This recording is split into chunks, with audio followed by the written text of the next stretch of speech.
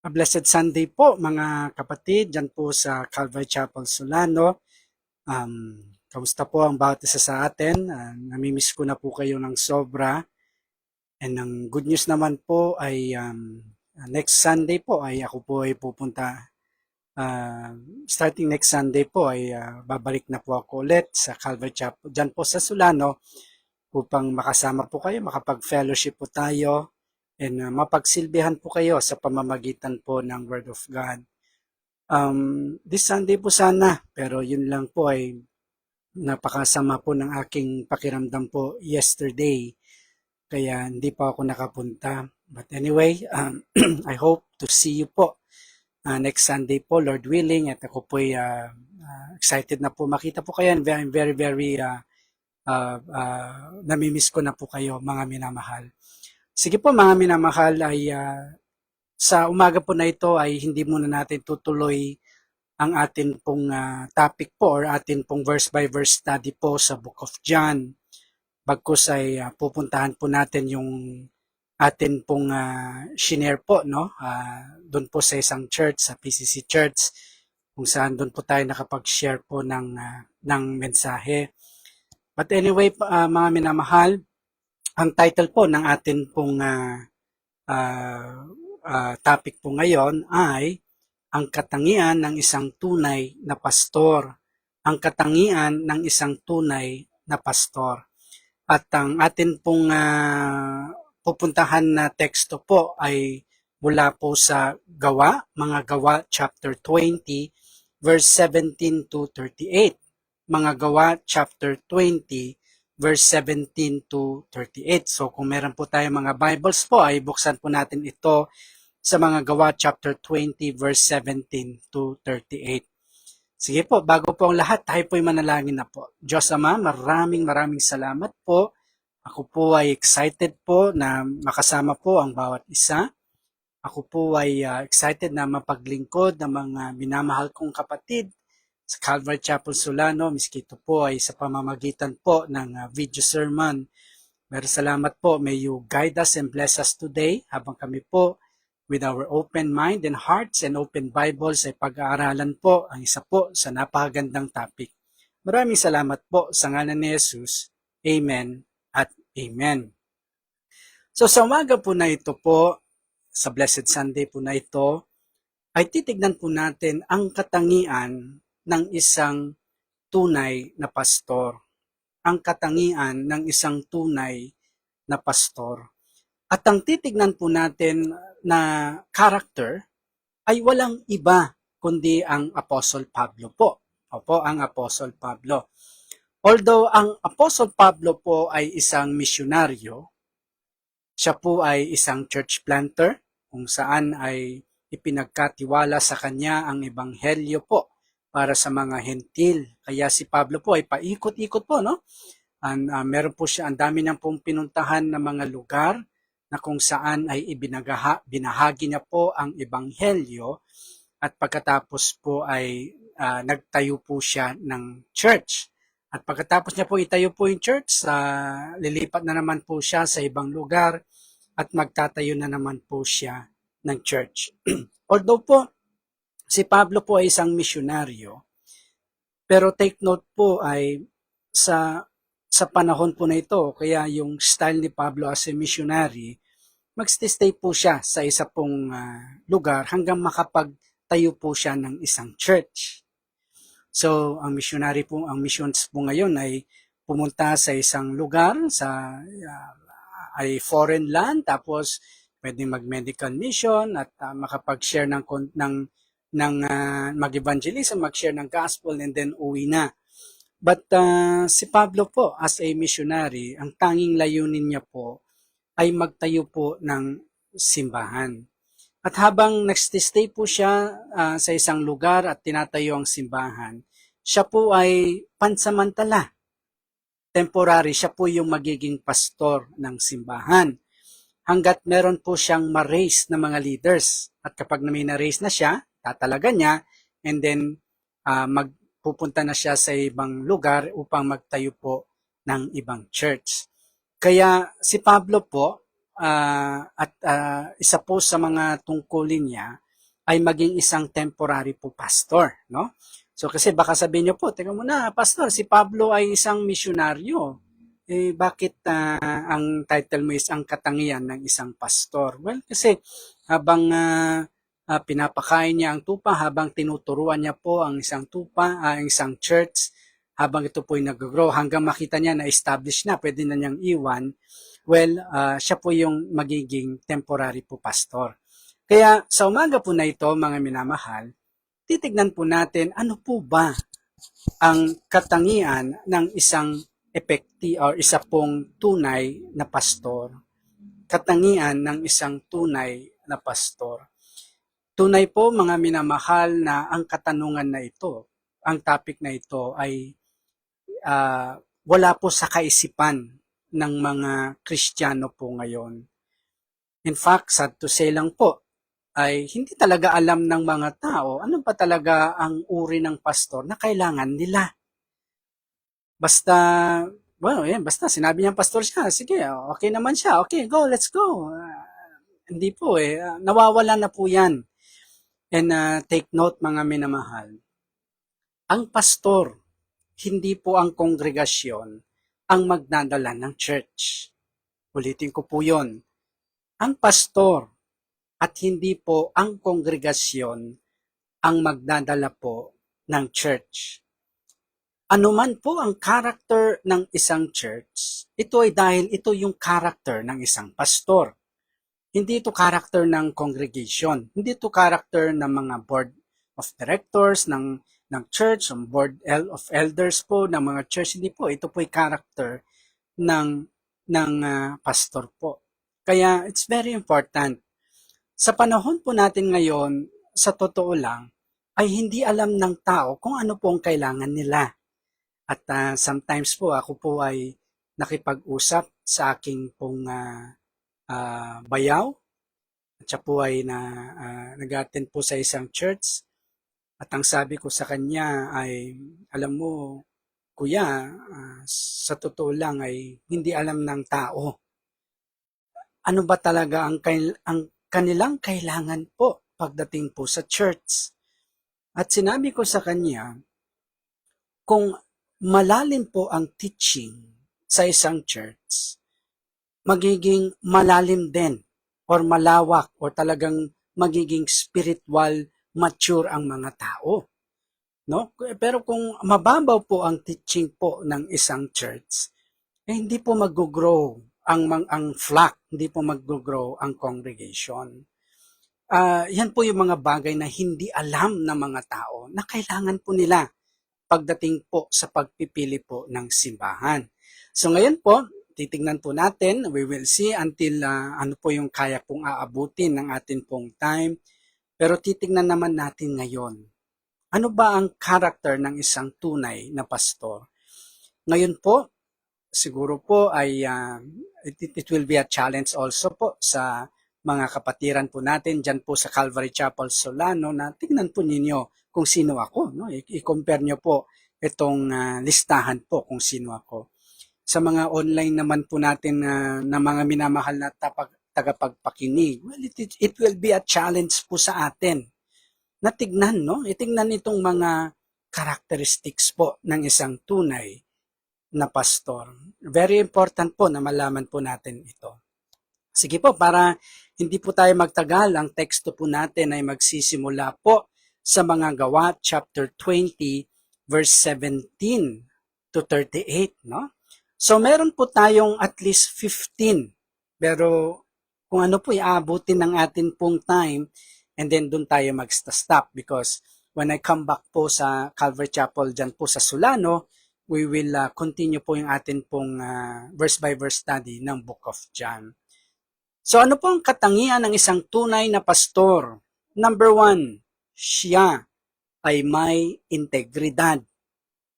Siya ay may integridad.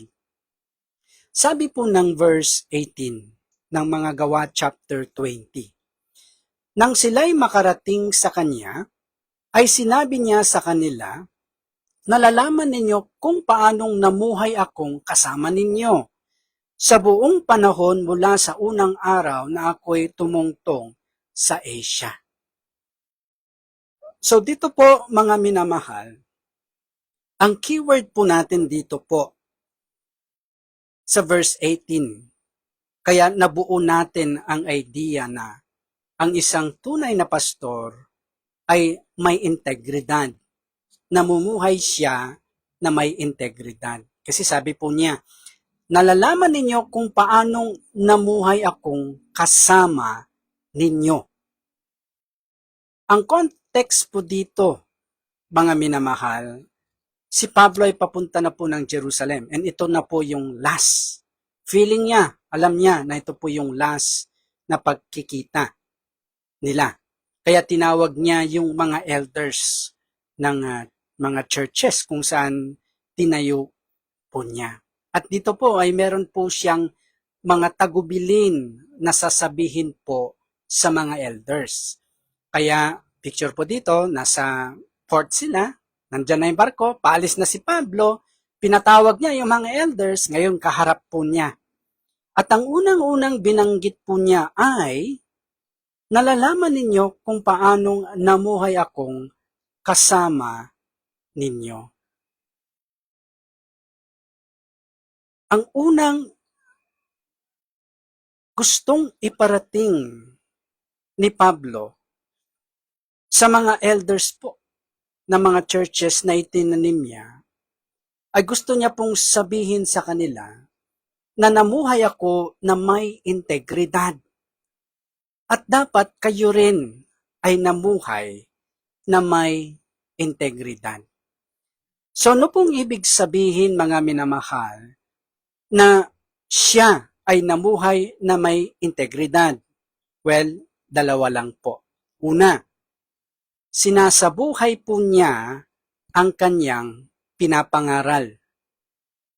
Kung ano po ang sinabi po niya, for example, okay mga minamahal, ay tayo po ay may project ngayon at kumakatok po ako sa mga generous heart nyo at magkakaroon tayo ng special offering ngayon po. Yung isa po ay para po sa pagpapagamot ni brother ganito. So ito po, magkakaroon tayo ng special offering sa kanya. Kaya kumakatok ako sa inyong generous heart, naway kausapin kayo ng Diyos upang magbigay sa atin pong kapatid na nangangailangan. So ngayon, nandun na po yung offering box. Lahat nagtayuan except si pastor. So parang ano po, no? Ganun po, no? Hindi po sinasabuhay ang kanyang pinapangaral. So, yun pong ibig sabihin ng integridad. Sinasabuhay niya ang kanyang pinapangaral. Number 1. Number 2, si Pablo po ay may integridad dahil siya ay ang parehong tao sa loob at labas ng simbahan. Siya ay parehong tao sa loob at sa labas ng simbahan. O kaya, siya ay parehong tao kapag kaharap niya yung mga kapatiran at siya pa rin ay parehong tao pag wala na po ang mga kapatiran. Yun po ay namumuhay po sa integridad. At dito po, challenge po, no? Ni Pablo ang mga elders na ito, di ba kayo mismo? Nakita nyo kung paano ako namuhay. Na kung ano ang pinapangaral ko, yun ang ginagawa ko. Na kung ano ako sa loob ng simbahan, sa ating pagtitipong, kung kaharap ko kayo, alam nyo po na yung pa rin, ako pa rin, yung Pablo, pagkatapos ng service natin, pagkatapos ng pagtitipon natin. Yung po, mga minamahal, ay isa sa pinaka-importanteng bagay na nasa kaisipan ni Pablo. Na kung saan ay kagustuhan niya na magkaroon ng integridad ang mga elders. Dahil siya mismo ay namuhay po bilang isang tunay na pastor na may integridad. Napaka-pangit po. Kapag ang isang pastor ay banal po sa loob ng simbahan, tapos hindi naman banal sa labas po ng simbahan. Siya po ay banal, santo po sa loob ng simbahan, tapos demonyo po sa labas po ng simbahan. So wala pong integridad po doon. And I remember po, mga minamahal, na kung saan ay meron pong nagtanong sa akin na, kilala mo ba itong taong ito? Ay, opo, kilala ko po yan. Pastor po yan. Aba, nagulat. Nagulat po. Bakit? Sabi niya, alam mo, pastor, yung sinasabi mong tao, siya pa yung unang lumalabag sa aming mga bylaws. Napakareklamo niya. Talagang nagbibigay pa siya ng sinusubukan niya pang ipawalang sala yung paglabag niya ng mga bylaws ng grupo namin. So parang ano po yan, di po ba? Hindi po yan namumuhay sa integridad. Pero pag tinignan ko, teka muna, nakasama ko ito, nakita ko ito sa isang simbahan, nakasama ko ito sa isang simbahan at talagang santo ang tignan at banal siya, pero iba pala pagdating po sa labas ng simbahan. So, ito pong integridad po ay isa sa pinaka-importanting bagay kay Pablo. In fact, napaka-importante sa kanya ito na kung saan ito po yung unang topic na brinot up niya sa mga elders po na kanya pong iiwan. So, ang character po, ang katangian ng isang tunay na pastor ay siya ay may integridad. Iisa lang po ang kanyang pamumuhay, hindi po siya nagbabago kung nasa loob siya ng church o kaya nasa labas po ng church.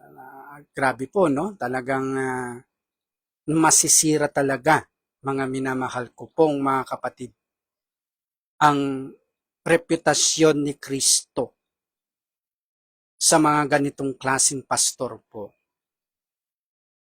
Sa akin na lang, mas maganda, wag na lang nilang ipakilala nila ang kanilang sarili na isang pastor. Kung ang ipapakita naman nila sa unbelievers po ay hindi isang makadiyos, hindi isang makabanal. Biro nyo po, may isang pastor naman po may asawa pero meron siyang liniligawan po in front ng mga unbelievers, in front sa mga kagrupo niya.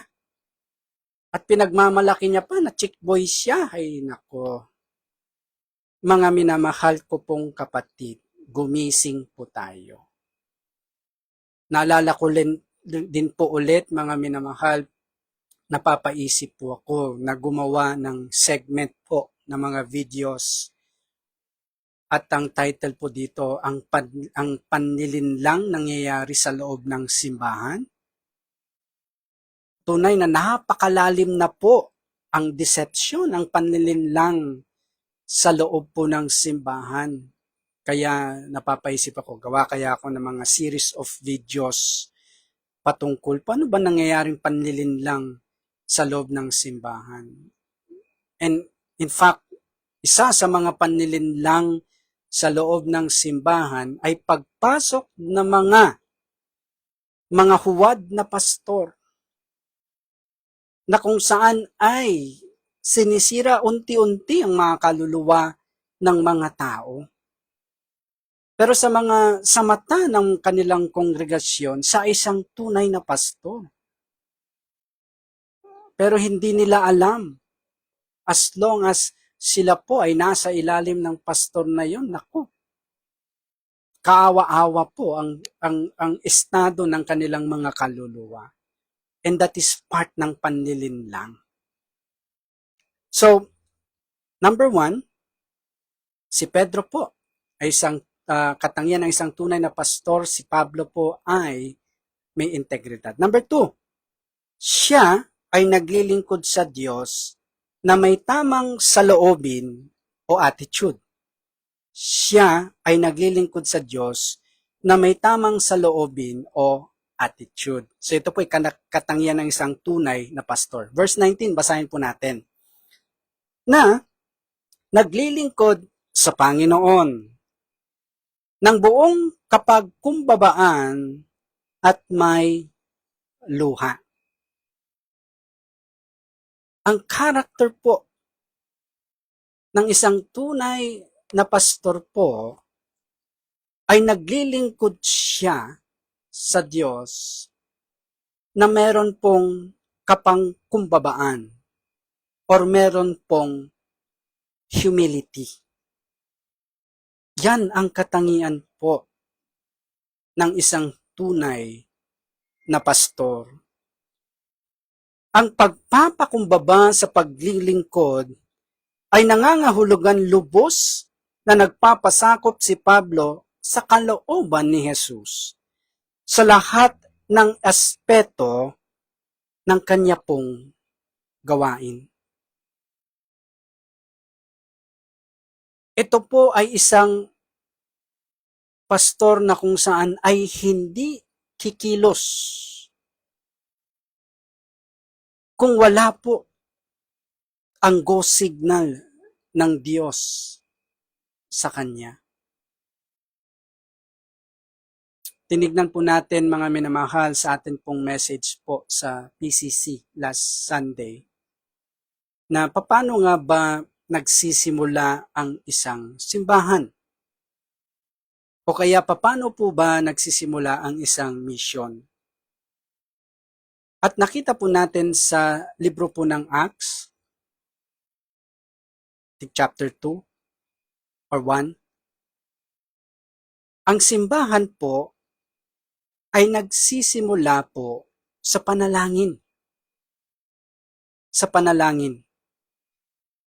Ang missions po, bago po gawin po ni Pablo ang unang missionary journey po niya, ay nagsimula rin po ito sa panalangin.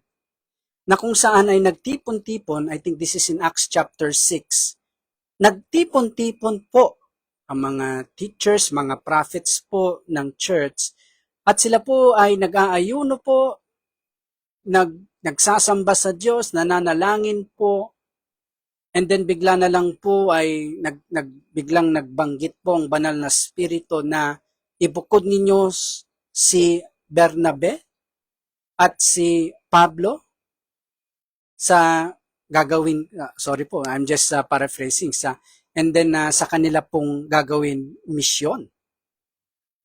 So makita po natin, mga minamahal, na hindi po nagplano ang grupong ito. And then sabihin, sige, okay hindi pa nakarating ang ebanghelyo dito sa lugar na ito, sa Thessalonica or dito sa Colossa. Sino kaya pwede dito? Ay, ito pala si Pablo. Pablo, ikaw na. Ito, sino partner mo? Si Bernabe po. Sige po. Kayo, pupunta kayo sa Colossa, pupunta kayo sa Thessalonica, punta kayo sa Corinto para mag-plant ng church. Pagkatapos noon, okay, nakapagplano na tayo. Sige, mag-raise tayo ng bawat isa sa inyo, mag-raise tayo na at least mga 50,000 per month. So, 100,000 pesos per month. Ito, itatap natin si ganito, si ganyan. Pupuntahan natin ito, and then, okay. So okay na, buo ng plano. Okay, tala, let's pray. Hindi po eh.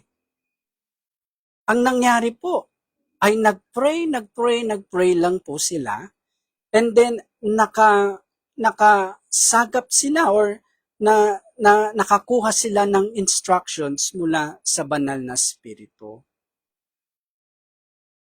Yung ginawa po ng first church ay nagpakita sila ng pagpapakumbaba na kung saan ay totally na dumepende sila sa Diyos sa kanilang ministry. Pero tulad po ng sinabi ko po sa PCC Church, ano ba nangyayari ngayon sa karamihan po sa mga church? Di po ba plano muna bago pray?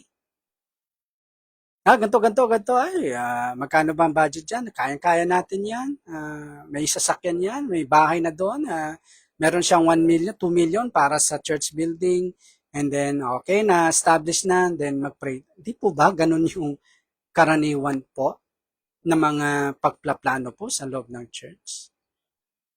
Yun po ay isang way ng pagsilbi sa Diyos na wala pong pagpapakumbaba. In fact, ito po ay may pride. Because hindi na po dumedepende kay Jesus ito, ang ganitong klaseng style. Kaya, let us keep on praying, mga minamahal, dito po sa Calvary Chapel, Solano. Pray tayo because sa pag-pray, sa prayer meeting, doon po nakakakuha ng direksyon ang church.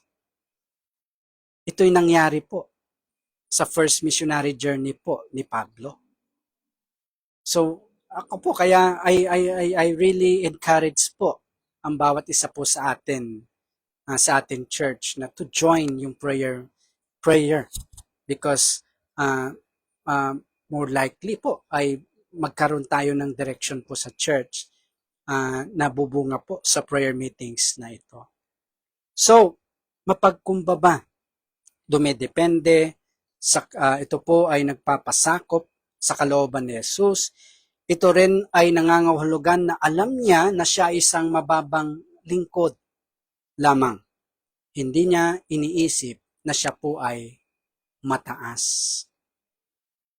So, ang tunay na pastor po ay nagsisilbi po sa Diyos na meron pong pagpapukumbaba. No? One time may nakausap po akong sa isang gathering po ay habang kumakain may tumabi po sa akin.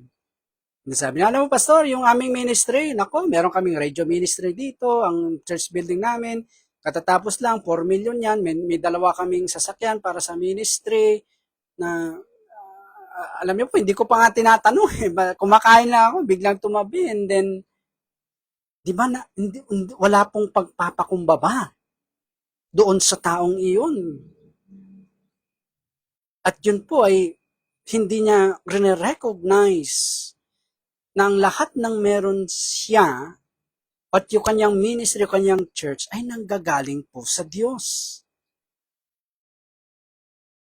Wala pa akong narinig sa kanya, mga minamahal, yung salitang, naku, salamat sa Panginoon, siya talaga yung kwan na yan eh.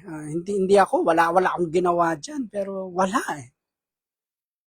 So, isang tunay na pastor, ang katangian ng isang tunay na pastor ay siya po ay naglilingkod na may humility or kapakumbabaan. Siya rin po ay naglilingkod na may luha. Ang luha po ay nangangahulugan ng 2 bagay.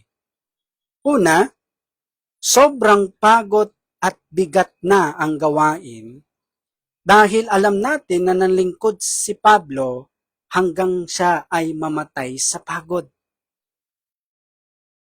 Napakasipag po ito pong ni Pablo, na kung saan ay naglilingkod siya hanggang pagtulo, yung maplakda siya dahil po sa sobrang pagod. Hindi ito isang taong pa-easy-easy lang pagdating po sa gawain. Ito po ay constantly, meron po siyang ginagawa para sa Panginoon. At ito po ay yung nakaramdam na siya ng sobrang pagod at bigat dahil sa pag-perform niya po, paggawa po niya sa kanyang gawain. So napakasipag ito pong si Pablo. At ang katangian ng isang tunay na pastor po ay siya ay napakasipag po para po sa kanyang gawain. Number 2, ang luha po ay nangangahulugan, ito po ay simbolo ng pagtitiwala kay Jesus. Ito po yung ipinagkatiwala niya ang lahat kay Jesus. There are sometimes po, mga minamahal, na makikita mo po ang isang lingkod na umiiyak sa harapan po ni Jesus dahil ipinagkatiwala na niya ang lahat kay Jesus. Wala na po siyang dependent sa kanyang sarili. At ang lahat na ng ministry ay ipinagkatiwala niya kay Jesus. Ito po, mga minamahal, ay dumarating sa isang pastor kung meron po siyang expectation na hindi naman po naka-align sa kalooban po ng Diyos. At kung hindi na niya nakikita po ang bunga po nito, siya po ay tumatakbo sa harapan ng Diyos. At sasabihin niya, parang, ano ata, Lord, iba yung aking inaasahan sa pag-labor ko dito, pero ipinagkakatiwala ko na sa inyo ang lahat. Sometimes you will cry dahil meron pong ministry na meron tayong expectation na hindi naman po in line sa kalooban ng Diyos, and then hindi nangyari, and then tatakbo tayo sa Diyos at sasabihin namin sa natin ay pinagkakatiwala natin ito sa Diyos. Sometimes po, you will see a person na umiiyak. Kung meron pong pangyayari at buong-buo na ipinagkakatiwala niya sa Panginoon Jesus ang kanya pong gawain. So yan pong ibig sabihin na naglingkod si Pablo sa Panginoon na may pagkumbaba at meron pong luha. So number 3, ano pong ang katangian ng isang tunay na pastor? Kaya niyang tiisin ang lahat ng paghihirap. Kaya niyang tiisin ang lahat ng paghihirap. Sabi po sa verse 19, at may mga pagsubok na dumating sa akin dahil sa mga pagtatangka ng mga Hudyo. Dito po ang sinasabi niya po dito ay hindi po madali na maging misyonaryo dahil maraming pagsubok ang kanya pong dinaanan. At tunay po sa isa pong pastor, marami pong pagsubok ang kailangan niya pong dadaanin o mararanasan. At kaya niya pong tiisin po ito. Ang isa sa mga unang bibitawan ng isa pong pastor po ay yung comfort. Nararapat po na handa po siya mag-sacrifice para po sa mga tupa. Ang first priority po niya ay ang tupa. And in serving po sa mga tupa, there are times po na talagang tatanggalin tayo sa atin pong comfort zone. No? There are times po na, let's say, pinadala po tayo. Dito po ako believe sa atin pong mga missionary friends na kung saan ay sa Amerika talagang sanay po sila sa maayos, no? Yung maginhawang buhay. Ang ganda ng kama nila, kung mainit, open kagad yung aircon, kaya nilang mag-aircon doon ng magdamag dahil mura po ang electricity po doon, sa sarap po ng pagkain, quality talaga ang lahat ng mga bagay. And then padadala po sila dito sa Pilipinas at matutulog po sila sometimes po sa karton, and natitiis po nila. But ang isang pastor po ay nararapat pong magtiis. Handa po siya magtiis ng mga pagsubok. Anumang klaseng pagsubok po ang meron po ang isang pastor po, ay siya po ay magpapatuloy. Hindi po siya aatras. Hindi po siya susuko. Kung titignan nga natin po, no, yung mga pinagdaanan po ni Pablo, dumating na po siya sa point na hinahunting na siya, wanted, no? Talagang Parang si Bato po ito, 110. Pero nagpatuloy pa rin po siya sa kanyang gawain. Kaya, recap, ano po mga katangian ng isang tunay na pastor? Number 1, siya ay may integridad. Number 2, naglilingkod siya na may pagpapakumbaba at may luha. Number 3, kaya niyang tiisin ang lahat ng paghihirap. Number 4, tayo po'y magpatuloy. Handa niyang ipangaral maski ang hindi magagandang mapakinggan na teksto or topic sa Biblia, anuman ang halaga. Ulitin ko lang po. Ang katangian ng isang tunay na pastor ay handa niyang ipangaral maski ang hindi magagandang mapakinggan na bagay sa Biblia, anuman po ang halaga. Verse 20, sabi po ng Biblia sa Acts chapter 20, mga gawa chapter 20, hindi ko ipinagkait na ipahayag sa inyo ang anumang bagay na kapaki-pakinabang at hayag na nagtuturo sa inyo at sa mga bahay-bahay. Pagdating po sa kaligtasan ng kaluluwa, mga minamahal, kailangan po ng mga tao na pakinggan ang hindi po magagandang pakinggan na mga bahagi ng Biblia. Kailangan po natin ipangaral po ang kasalanan. Kailangan po natin ipangaral po ang paghatol, judgment, the great white throne judgment. Kailangan po natin ipangaral po patungkol po sa impyerno. At ito po ay mga bagay po na hindi po magandang pakinggan. At ang katangian po ng isang tunay na pastor ay ipapangaral niya po ito. Pagdating naman po, pagdating sa kaligtasan, meron talaga mga bagay sa Biblia na kailangan ipangaral na hindi po magandang pakinggan.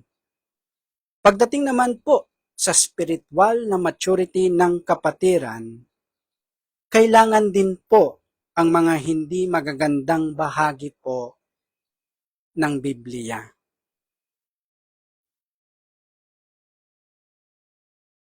Once po na ang isang pastor ay umiiwas na po or umiiwas sa pangangaral ng mga hindi magagandang pakinggan na mga bagay po sa Biblia, hindi po siya isang tunay na pastor. Hindi po siya pinadala ng Diyos. At ito po ay nagpapakita na siya ay unang-una ay may takot sa tao kaysa sa Diyos. Biruin niyo po, no? Makarinig po tayo sa isang pastor na magsasabi, ay, pastor, hindi ko pinapangaral yan kasi aalis mga tao. Ba? Takot siyang umalis ang mga tao. May takot siya sa tao kaysa sa Diyos. Baka naman 0 pa ang takot niya sa Diyos at ang takot niya ay sa mga tao. No? Tinitignan niya yung mga tao, sa kongregasyon, alam niya yung mga background, ngayon titignan niya yung kanyang ipapangaral, ay naku, masasaktan itong si Juan. Baka umalis ito. Naku, yan ang isang tao po, isang pastor na may takot po sa tao kaysa sa Diyos. Isa pa po, siya po ay isang men pleaser kaysa a God pleaser or God pleaser. No? Mas hinahanap niyang malugod po ang tao kaysa malugod ang Diyos sa kanya. Kaya ngayon, talagang hahanap siya ng mga feel-good messages at iiwasan po niya ang mga hindi magandang pakinggan ng mga mensahe. Kung kayo po ay nasa isang church na kung saan, mga minamahal, ay iniiwasan ni pastor ang mga hindi magagandang pakinggan na mga bagay po sa Biblia, tumakbo po kayo palabas. Tumakbo po kayo. Sapagkat iyan ay isang katangian ng isang hindi tunay na pastor. Pero ang tunay na pastor, ipapangaral niya ang hindi magagandang mga bagay po na nasa Biblia. At kung titignan po niya, ay, naku, nabawasan itong miyembro natin, pero nagpatuloy pa rin siya, yan, dyan po tayo, magstay. No, meron talaga mga leaders po ng simbahan, ang ayaw po yung hindi magagandang topic. And sad to say po ay dahil sa takot nila sa tao, dahil gusto nila na mahalin sila ng tao, nayakapin sila ng tao, kasi sa totoo lang po, mga minamahal, kung isa ko po ay preacher ng kasalanan, preacher of righteousness, makikita mo po na ang daming iiwas sa'yo. Ang daming hindi magiging close sa'yo. Ang dami talaga. Masakit po yun. Kasi bilang isang tao, nagke-crave ka rin po ng fellowship ng makakasama, di po ba?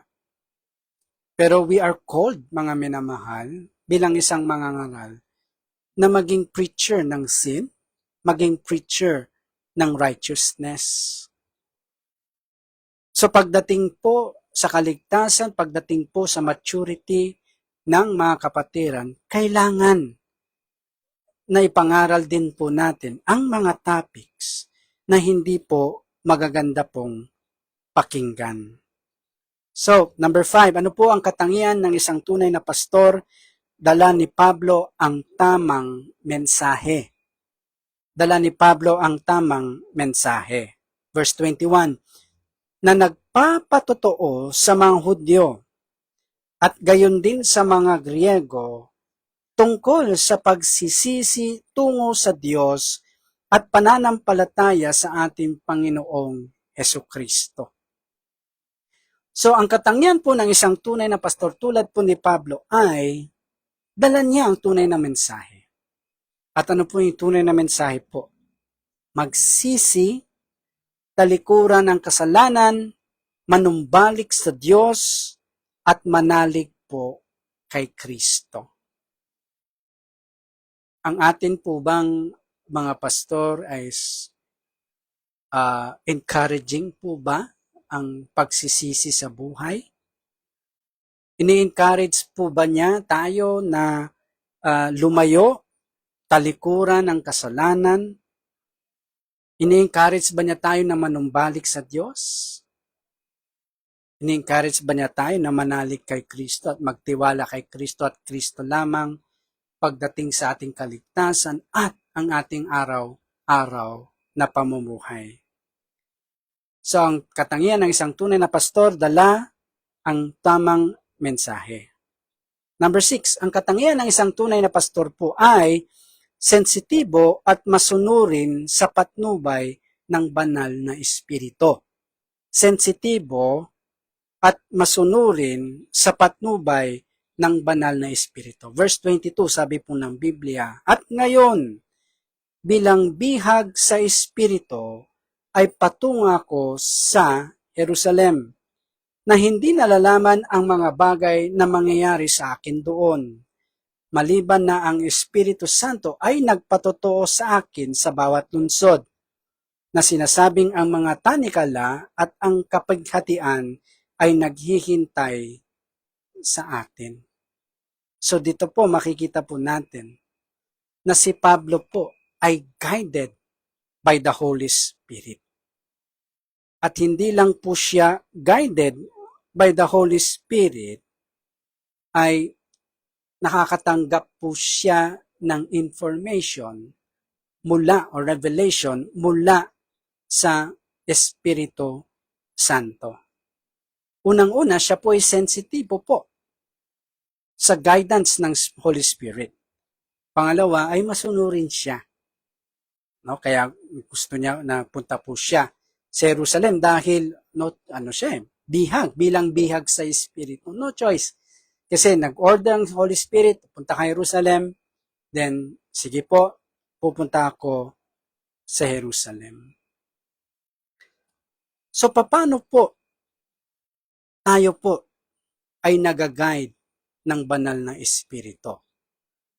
Well, sa pamamagitan po ng pamumuhay ng isang banal na buhay. So paano mga pastor tayo magiging sensitive sa guidance ng Holy Spirit? How can we get directions from the Holy Spirit? Well, ito po ay dumarating kapag namumuhay tayo ng isang banal na buhay.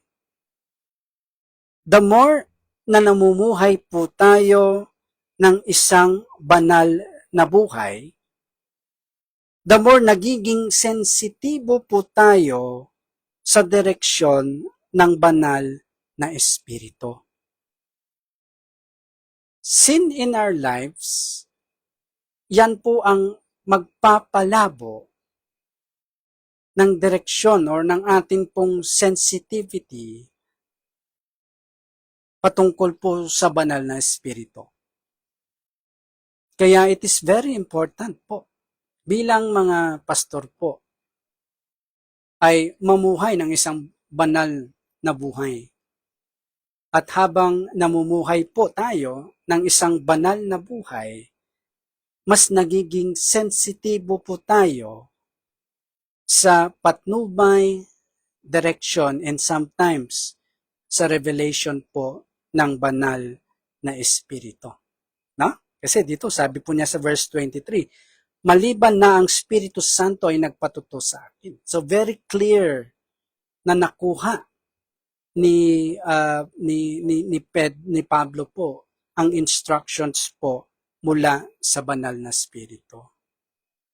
Alam niyo po, being it happens po sa buhay ko po bilang isang pastor.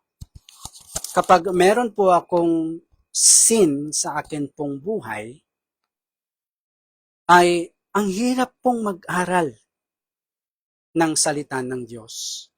No? Parang walang pumapasok po sa aking isip habang pinag-aaralan ko po ang salita ng Diyos. Kung meron pong ongoing sin na kumbaga yung hindi ko siya na-confess at hindi ako nagkakaroon ng victory, no? Hindi ko nadadaig yung sin po na yon at nagagawa ko po yon sa aking buhay. Ang hirap po na makabuo ng sermon. Pero kapag ako po'y namumuhay po ng isang banal na buhay, naku, napakadali. Hindi naman madaling-madali. I still have to labor.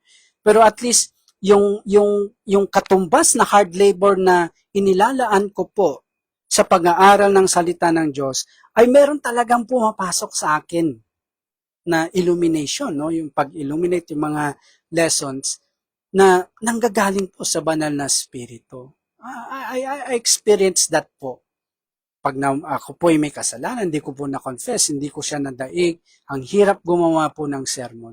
Pero kapag ako po ay namumuhay po ng banal na buhay, nako, nandiyan kaagad yung mga lesson po na akin pong nabubuo. And it is the teaching mula po sa banal na Espiritu. And the more na nagiging banal po ang iyong lingkod, hinahanap ko pong maging banal, nakikipaglaban po ako sa kasalanan, talaga sa social media, iniwasan ko na po yung mga dapat kailangan iwasan doon. Naku, makikita nyo po, napaka-sensitive ng aking kaisipan sa mga minds, no? Sa mga treasure na nagmumula po sa Word of God. And it is true. Hindi po ako nagka-copy-paste ng sermon. Ito po ay kung ano po ang nabubuo at pinepresent ko po sa inyo po mga minamahal. Ito po ay galing sa pag-aaral ko in a personal way. Wala akong copy-paste. Hindi man na ako titingin po sa social media. Hindi man ako magta-type doon sa Google tungkol. Hindi po. Expository teaching, verse by verse teaching, binabasa ko po yan. And then, I labor, pinag-aaralan ko po yan. And then, much meditation and prayer. And then yan, nabubuo. So, hindi. Yung mga sermon po natin, hindi galing sa ibang tao. Ito po ay galing mismo po sa pag-aaral. Ito po yung labor ko po mismo. Ito po ay galing sa pag-aaral ko po. And totoo po, pag ako po ay namumuhay ng isang banal na buhay, makikita niyo po, napakalalim and talagang madali na ako po ay nakagawa po ng isang sermon. Kaya mga minamahal, ang tunay na pastor po ay sensitibo at masunurin po siya sa patnubay ng banal na Espiritu. Kapag alam ng Panginoon na magiging masunurin tayo sa Kanya, doon niya po ibibigay ang direksyon para sa gawain po natin. No? It goes back na naman po sa obedience. Kung alam po ng Diyos na si Pastor Anton ay hindi po magiging masunurin sa kanyang utos, hindi naman niya ibibigay ang direksyon po sa gawain. No? Meron niyo po, no? Let's say, 1 week, pray lang tayo na mag-pray, nag-fasting, and then may direction, sabi ng Panginoon, ganito ang gawin mo, and then maya-maya makita mo, baliktad ang ginawa. Hindi po. That is yan po ay isang secret po, no, sa ministry. Kapag nakikita ng Diyos na hindi ka magiging masunurin, hindi siya magsasayang po ng oras para magbigay po ng direksyon sa atin pong gawain. So recap, ano po ba ang katangian ng isa pong tunay na pastor? Siya ay may integridad. Number 2, siya ay naglilingkod sa Diyos na may tamang saloobin or attitude. Meron siyang humility at meron siyang luha. Number 3, kaya niyang tiisan ang lahat ng paghihirap. Number 4, handa niyang ipangaral maski hindi magagandang pakinggan na bagay sa Biblia anuman ang halaga. Number 5, dala ni Pablo ang tamang mensahe. Number 6, sensitibo at masunurin si Pablo sa patnubay ng banal na Espiritu. Number 7, pinapahalagahan. Magpatuloy po tayo. Sobrang pinapahalagahan niya ang gawain na ipinagkatiwala sa kanya. Ang katangian ng isang tunay na pastor ay sobrang pinapahalagahan niya ang gawain na ipinagkatiwala sa kanya. Verse 24, sabi po ng Biblia, ngunit hindi ko itinuturing ang aking buhay na mahalaga sa aking sarili, upang maganap ko lamang ang aking katungkulan at ang ministeryong tinanggap ko sa Panginoong Hesus na magpapatotoo sa magandang balita ng biyaya ng Diyos. So number 7, katangian, sobrang pinapahalagahan niya ang gawain na pinagkatiwala sa kanya ng Diyos. Dito po, mas mahalaga kay Pablo ang gawain na ipinagkatiwala sa kanya kaysa sa kanya pong buhay. Siya po ay sobrang nakafocus sa kanyang gawain.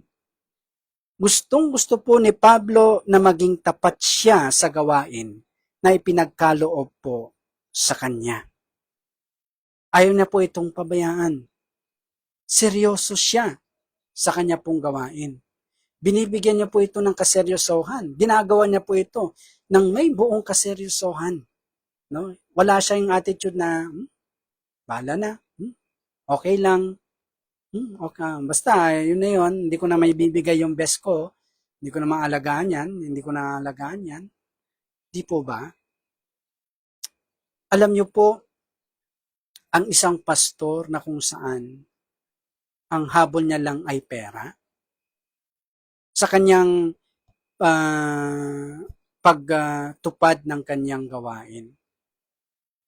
Siya po ay isang tao na hindi niya pinapahalagahan ang ministry na pinagkatiwala po sa kanya. Hindi siya seryoso sa kanyang gawain or tungkulin. Basta okay, basta makuha ko lang yung pera, okay na ako. Basta may monthly na pumapasok dito, ano man mangyari sa kwan, ay okay lang ako, 'di ba? Meron po yung for the sake magpicture lang yun na ata yung pinaka-focus ng picturean ito at para makita ng mga supporter. Pero hindi alam ng mga supporter na hanggang picture lang, yung talagang walang pakialam, walang malasakit yung pastor o kung sino man yon sa ministry. No? Sige, gather tayo ng ganito ang gawin natin na activity, and then let's say, okay, mag-evangelism tayo, punta tayo sa one, sige, picturean mo ako, and then, yun lang mahalaga sa kanya, mapicturean. Wala siyang pakialam kung na-deliver niya ng maayos ang ebanghelyo. Wala siyang pakialam sa kaluluwa ng taong sineran niya. Basta importante po, mapicture niya, makita ito ng supporter, lagay niya, okay, we did mall evangelism and there are 10 people got saved, pero sa loob-loob niya, wala siyang pakialam sa mga tao. Ang importante sa kanya ay yung picture. No? Yan ay isang tanda ng isang hindi tunay na pastor. Na hindi tunay na pastor. And sometimes po, ang aking pong prayer, kasi meron tayong nakikitang ganito po eh. Sometimes ang aking pong prayer, Lord, sana makita ng supporter nila kung anong pinaggagawa nila dito. Na sa panlabas, napakaganda, dami nilang nashiran, daming etc. Pero sa panloob, walang malasakit talaga ang pastor. Wala siyang pakialam, maligtas man ng tao, hindi. Basta napicturan, napadala, nakita ng supporter, magpadala yung supporter. And I really do pray, no? I really do pray na may lantad yung ganitong klaseng estilo. Kawawa naman po yung mga supporter. No? Very good ang kanilang intention, very generous po sila. Ginagawa nila ito para sa Panginoon. Pero yung counterpart nila dito sa Pilipinas ay wala naman malasakit at tunay, no? Mga kapatid,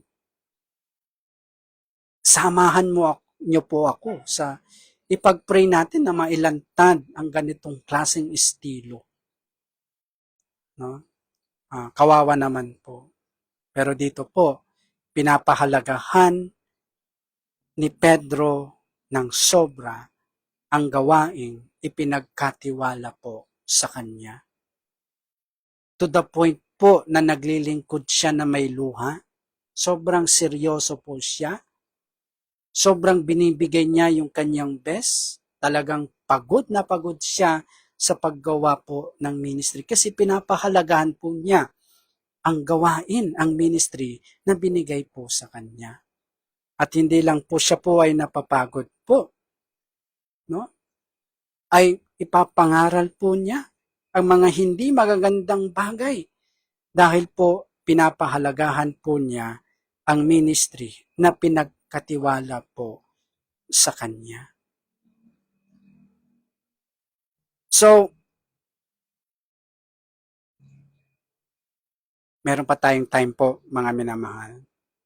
So, dito po, hindi po itinuturing ni Pablo na mas mahalaga ang kanyang buhay, magawa niya lang po ang kanya pong ministry. At ito po ay tanda ng pagpapahalaga sa gawain na ipinagkaloob po sa kanya ng Diyos.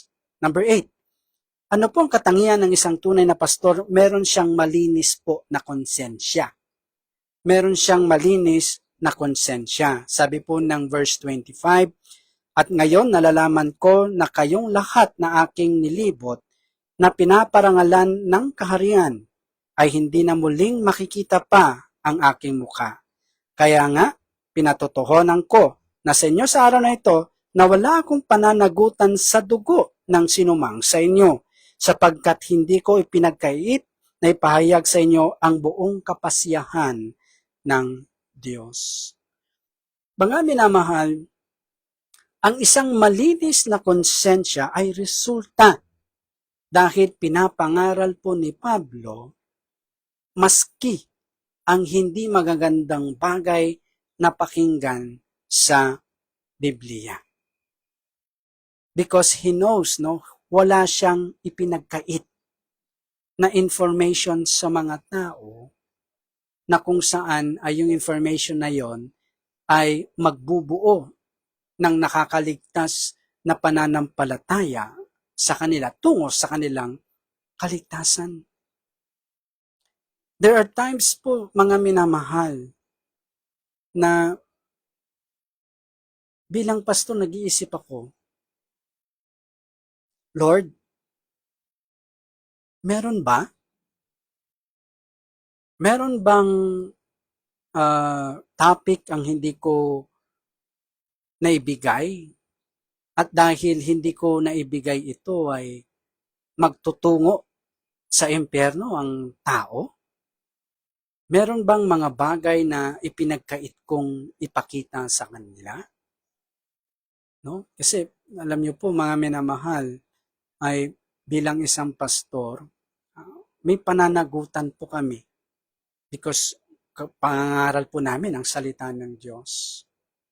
And I truly believe may pananagutan po kami na mga tao po na hindi papasok po sa heaven dahil po meron pong mga bagay na ipinagkait namin. No? For example po, yung isang mangangaral na kung saan, ay ayokong ipangaral yan dahil aalis ang mga tao. Yan, may pananagutan po yan sa Diyos balang araw. Kaya titignan niya yung kongregasyon tapos ay iwasan ko nga yung topic na ito kasi masasaktan sila. Yan, may pananagutan po ang Diyos. Kaya the whole counsel of God ang atin pong i-deliver. Yung mga magagandang pakinggan at hindi magagandang pakinggan. At kapag nagawa po natin ito, meron tayong isang malinis na konsensya. I'm imagining po na si Pablo po, ano yan no respecter of persons din siya. Kung sino man ang kanyang makikinig, ibibigay na talaga ang katotohanan. He will preach sin. He will preach judgment. He will preach hell sa mga tao po. No? Hindi po siya feel good na mensahero. No? Although hindi naman po masama. But, kung yun na lang po, kasi meron talaga akong kilala, puro feel good ang gusto niyang ituro. Yan, may pananagutan yan. At ang aking pong prayer, mga minamahal, ay kumilos po ang Diyos sa kanila at stir up yung kanila pong konsensya. And that is my prayer din po sa akin. Father, kung meron man mga mensahe, meron akong ginagawa na maghahadlang or hindi or maghahadlang sa isang tao na papunta sa inyo pong kaharian.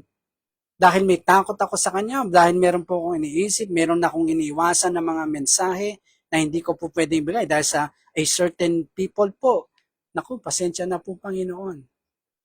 So always po, no? Ang isang tunay na pastor po ay meron siyang malinis na konsyensya dahil binigay niya ang buong kapasyahan ng Diyos. So ang malinis na konsyensya po ay resulta po na sabihin ang magaganda at pangit po na mga bahagi ng Biblia. Ito rin po ay resulta ng pagpapahalaga ng gawain na ibinigay sa kanya ng Diyos. I remember one time po, kapag usap po ako sa isang kapatiran,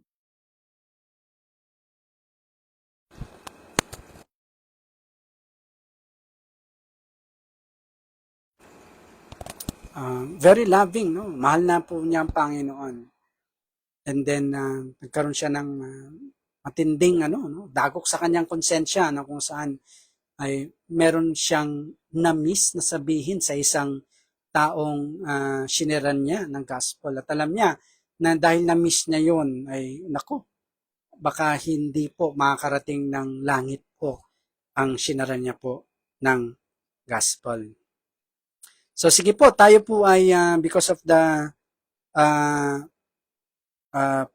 absence of time, tumatakbo na po ang time po natin. Puntahan na lang po natin ang huli. No? Ang tunay na pastor po ay naka-establish ng isang maayos at mapagmahal na relasyon sa mga kapatiran. Ang isang tunay na pastor ay magkaka-establish ng isang maayos at mapagmahal na relasyon sa mga kapatiran. Sabi po niya sa verse 37, at silang lahat ay nag-iyakan, niyakap si Pablo at siya'y hinagkan, na ikinalulungkot higit sa lahat ang salitang sinabi niya na siya'y hindi na nila makikita pang muli. Pagkatapos ay kanilang inihatid siya sa barko. Dito po mga minamahal, ang tunay na pastor ay makakapag-establish siya sa kongregasyon ng isang maayos at mapagmahal na relasyon sa kongregasyon. Dito po, magpapaalam na si Pablo.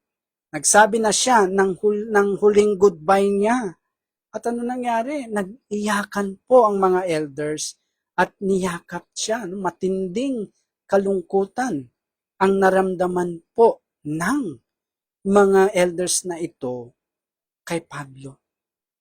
At yan ang katangian po ng isang tunay na pastor. Mag-e-establish po siya ng isang maayos at mapagmahal na relasyon po sa mga kapatiran. Well, meron tayong narinig po ng mga testimony na, di ba, nakita, unang-una po ay inaaway ni pastor yung, walang maayos po na relationship between the pastor and the congregation. No? May awayan lagi, may division, napakagulo.